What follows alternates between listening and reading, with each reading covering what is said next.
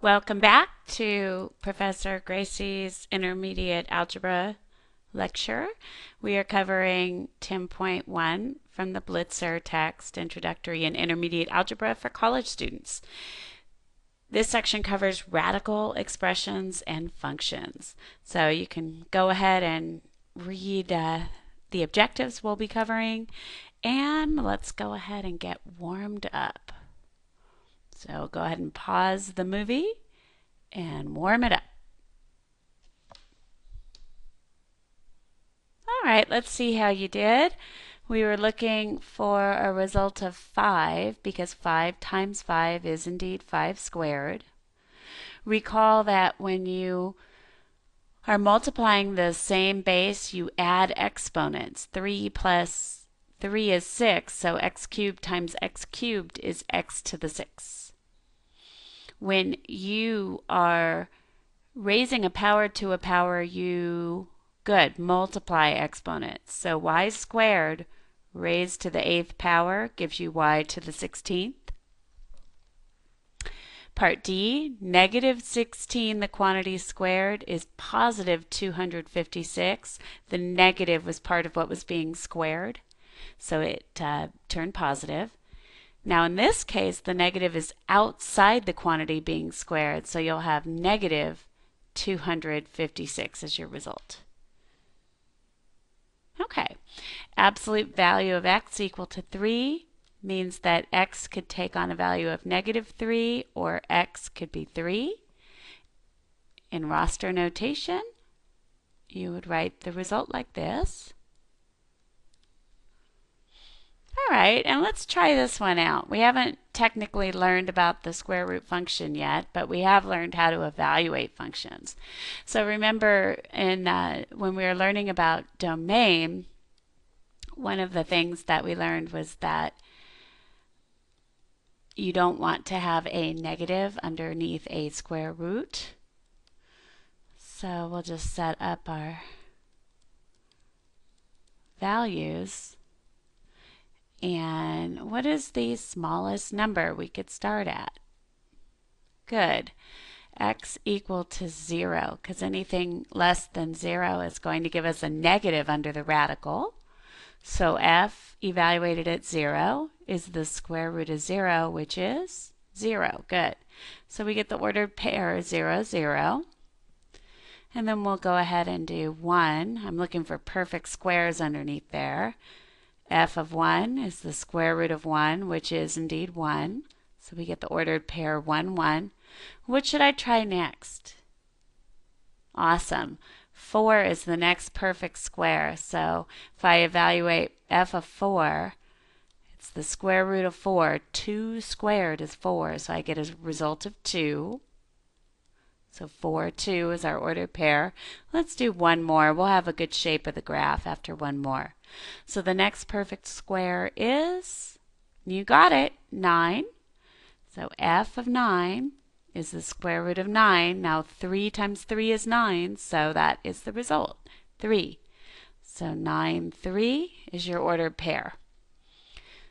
So let's see, x, f at x, and then I'll have a regular scale plus or minus 10 on each axis.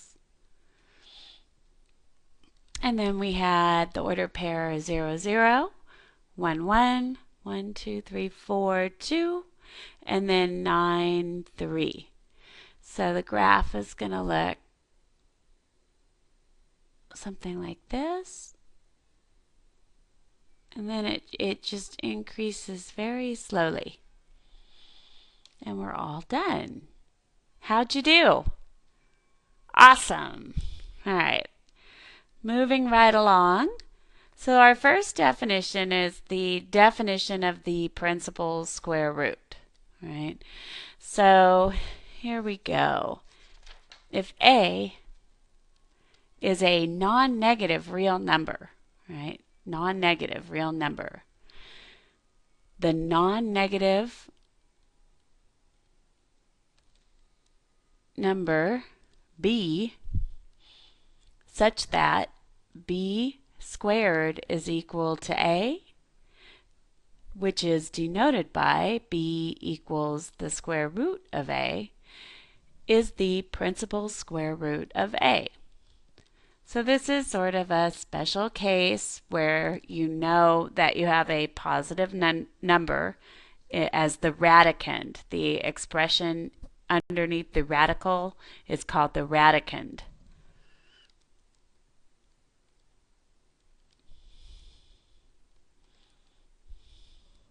So here we go. The square root of 169 is equivalent to, you got to learn to recognize perfect squares, 13 squared. So that means that the square root of 169 is 13.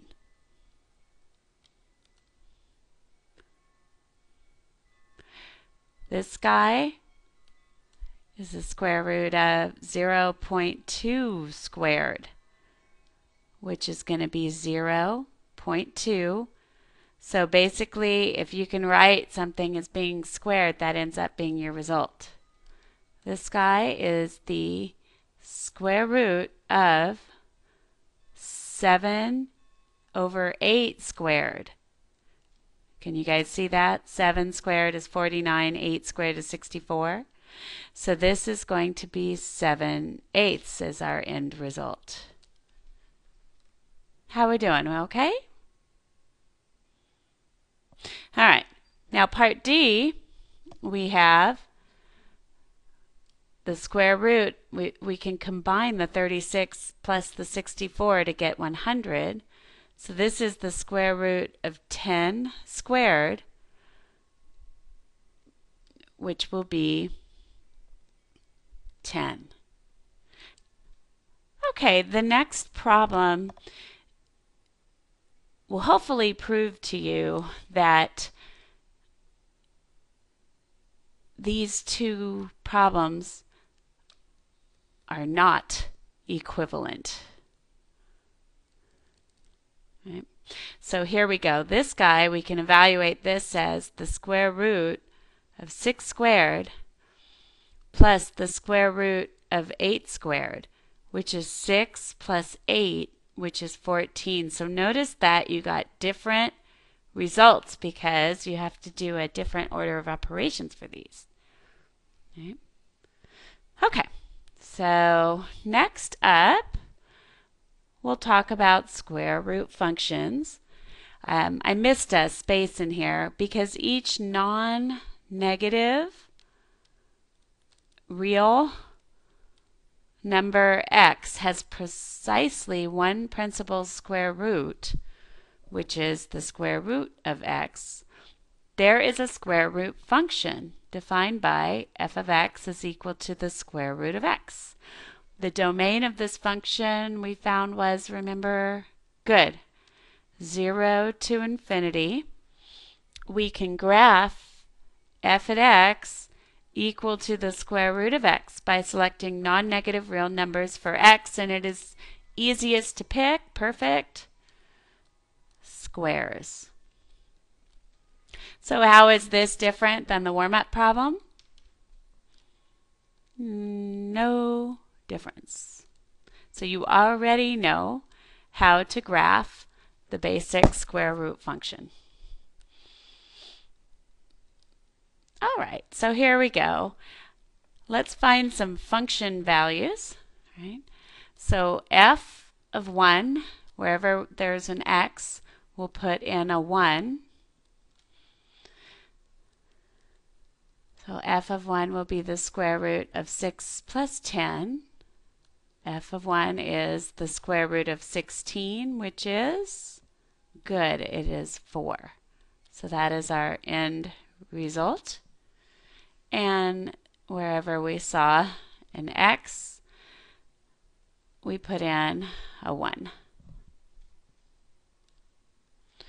Okay, next up, g of 5 is negative, or the opposite of, the square root of 50 minus 2 times 5.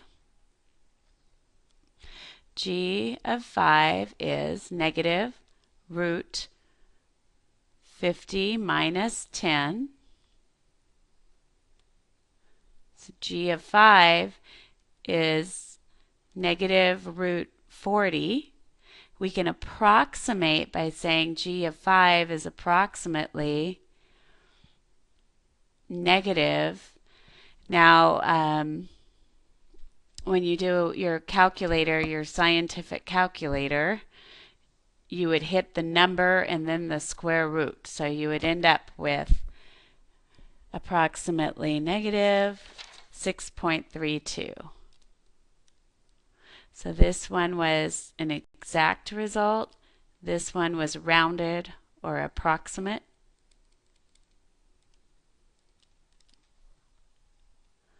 So it just depends on the instructions for the problem. And this is where we plugged everything in. Where was an x, we plugged in a 5.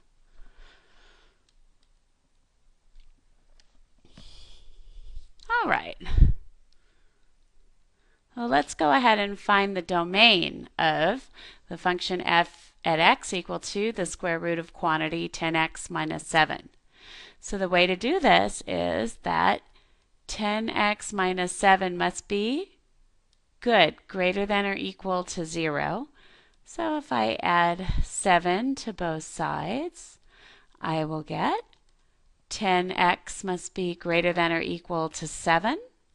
Dividing both sides by 10, we have a result of x must be greater than or equal to 7/10. So the domain is the set of all numbers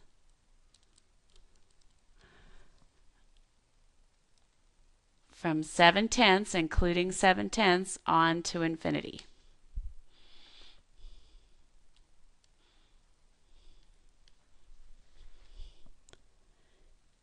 Okay, now on to simplifying the square root of a squared. And we've done a little practice here, but we only considered actual numbers that we knew. We did not consider variables yet.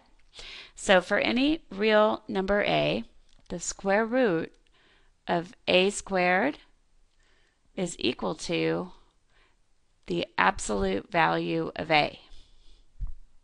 So the principal square root of a squared is the absolute value of a. So here, notice that our a is negative 9. So the absolute value, when we do the square root of negative 9 quantity squared, that's the absolute value of negative 9, which we know is 9. Over here, this will be the absolute value of x minus 23, because that's what's being squared. Part C will be, we got to play around with this one a little. You see that 10x to the 5th is what is being squared here. So we'll get absolute 10x to the 5th, or absolute value of 10 is 10, and then you can have the absolute value just around the x to the 5th portion. Why don't you give D a try? Go ahead and pause the movie and try part D. All right, so hopefully you noticed that this is a perfect square trinomial, so we get the quantity x minus 7 squared. So here this will be absolute x minus 7 once we evaluate the square root. Okay, definition of the cube root of a number. Cube root of a number. Now, the cube root of a real number a is written as the cube root of a. So there's a 3. That's called the index of the radical, and a is the radicand. So the cube root of a equal to some number b means that b cubed must be equal to a. So if we have the cube root of, let's just say 1,000. That's equal to the cube root of 10 cubed, which is 10. So there's an example of one of them. Also, we can have negatives because you're multiplying something to itself 3 times. So if you had something like the cube root of negative 64, that could be written as the cube root of negative 4 cubed, which will be negative 4, because negative 4 times negative 4 times negative 4 is negative 64. We don't have that option under the square root because there's no way to multiply the same number to itself twice and get a negative when you're dealing with real numbers. All right, so here we are. Cube root functions. Unlike square roots, the cube root of a negative number is a real number. All real numbers have cube roots because every real number, x, has precisely one cube root, the cube root of x. There is a cube root function defined by f at x equals the cube root of x. The domain of this function is all real numbers. We can graph f of x equal to the cube root of x by selecting real numbers for x, and it's easiest to pick perfect, good, cubes for this one. Then you don't need the calculator at all. When we simplify the cube root of a cubed, it ends up being the cube root of some value a cubed, some number a cubed or expression, is just a.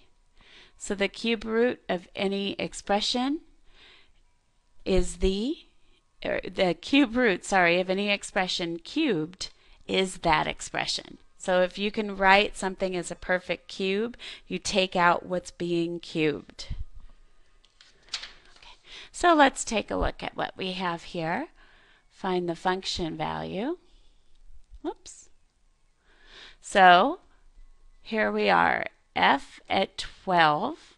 So wherever I see an x, I'm going to plug in a 12.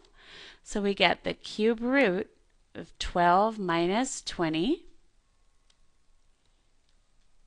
So f at 12 is equal to the cube root of negative 8. F at 12 is equal to the cube root of negative 2 cubed.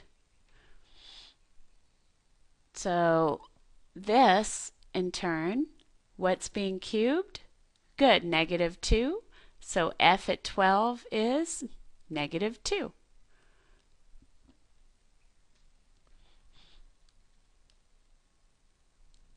And this is what we plugged in. Wherever we saw an x, we put in a 12 for this guy. All right, next up, g of 32 is equal to the cube root of 2 times 32. 32. So wherever we saw an x for this problem, we put in 32. So g of 32 equals to the cube root of 64, and we almost did that one. G of 32 will be the cube root of positive 4 cubed. So in this case, our result will be good, 4. So the trick is, whatever the index of your radical, in this case, remember the index was 3, you try to write your expression as being raised to the same power as that index, and whatever's being raised to that power is the answer. So let's take a look at the graph here. So this is a square root function, so it would be nice to find out what value is the starting number. So remember that the square root of 0 is the smallest function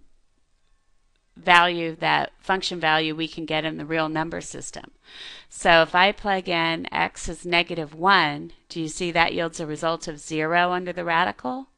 So f at -1 is the square root of -1 plus 1, which is the square root of 0, which is 0.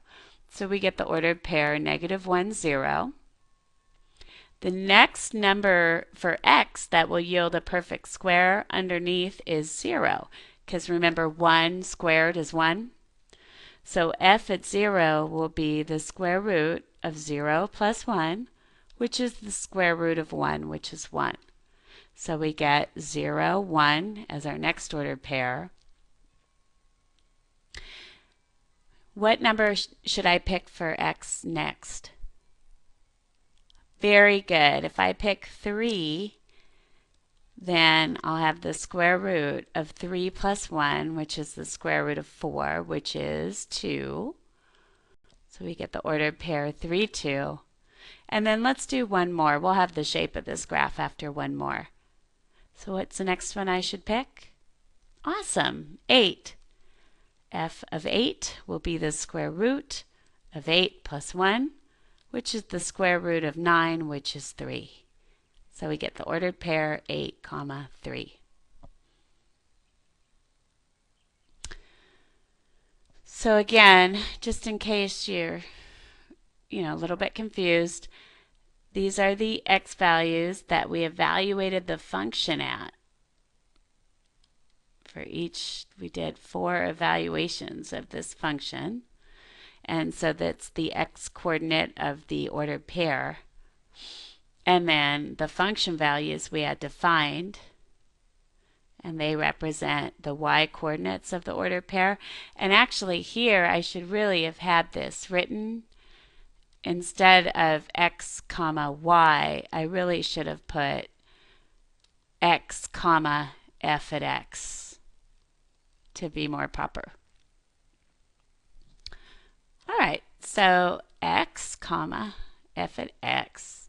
So I'll just do the standard scale from -10 to 10 on each the x and the f at x axes. And then when I graph, I'll have -1, 0, 0, 1, 3, 2, and then 8, 3. So notice this looks very similar to our warm-up graph. The difference is it's been shifted to the left by 1 unit, but it's the same in every other way. All right, so next up, again, this ordered pair should have been x comma g at x. And this one would be a good idea to get 5 ordered pairs. So here we go. Let's take a look at, if we put 0 in the middle, right? Do you see that g at 0 will be the cube root of 0, which is just 0? So you get the ordered pair 0, 0. Now, to the left, -1. G at -1 is the cube root of -1, which is the cube root of -1 cubed, which just gives us -1. So we get the ordered pair -1, -1. The next perfect cube is, good, -8. So g at -8 is the cube root of -8, which is the cube root of -2 cubed, which is -2. So you get -8, -2. And then similarly, if we do +1, we get g of 1, cube root of 1, which is 1. And then if we do +8, g of 8, which is the cube root of 8, which is the cube root of +2 cubed, which gives us 2. So 8, 2 is the ordered pair.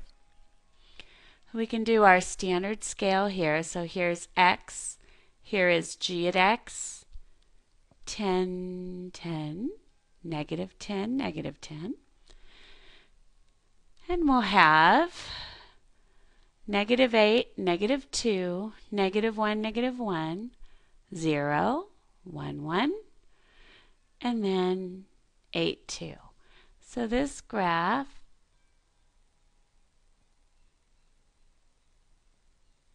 looks something like this.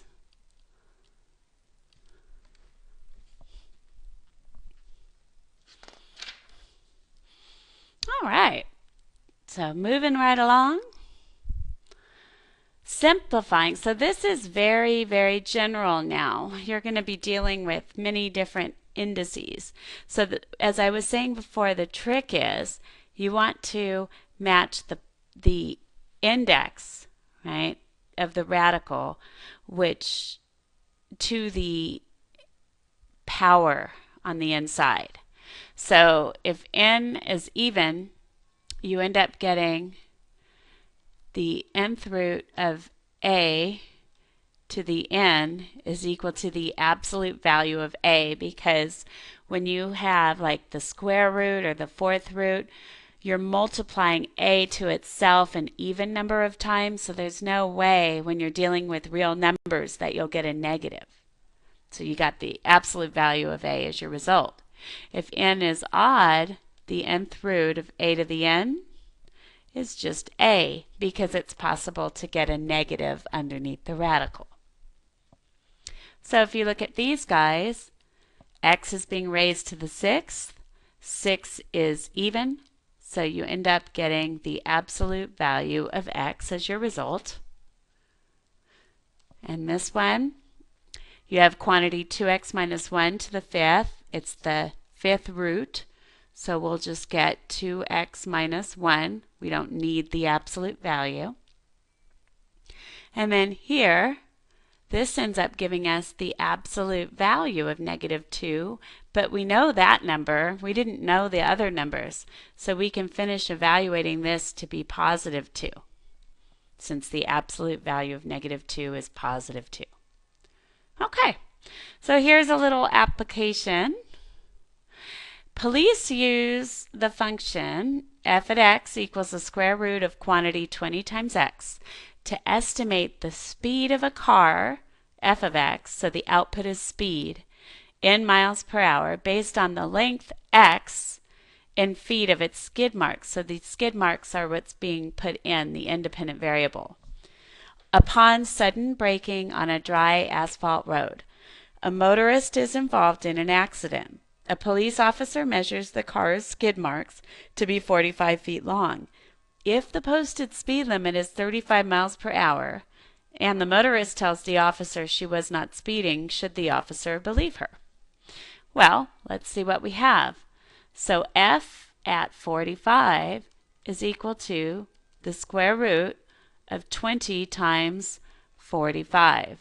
So what is being put in are the skid marks, and the skid marks were measured to be 45 feet long.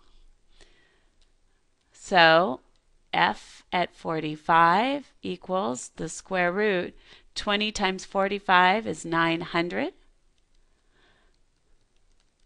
Well, 900 is 30 squared. So f at 45 will be 30, and that's in miles per hour. So what do you think?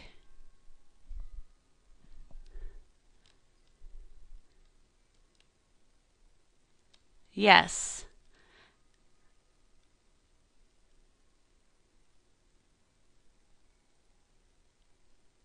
The officer should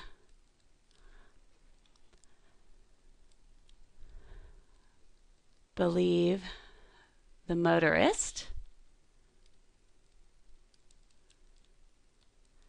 as her car's skid marks indicate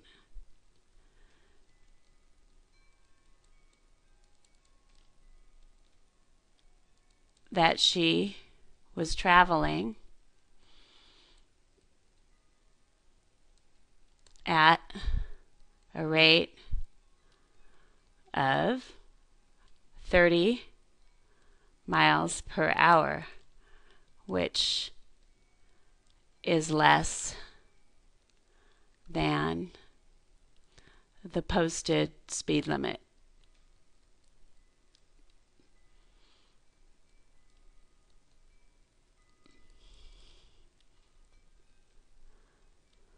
Okay, so that wraps it up for 10.1. Make sure you do a few problems from the problem set so you can submit the knowledge in your mind.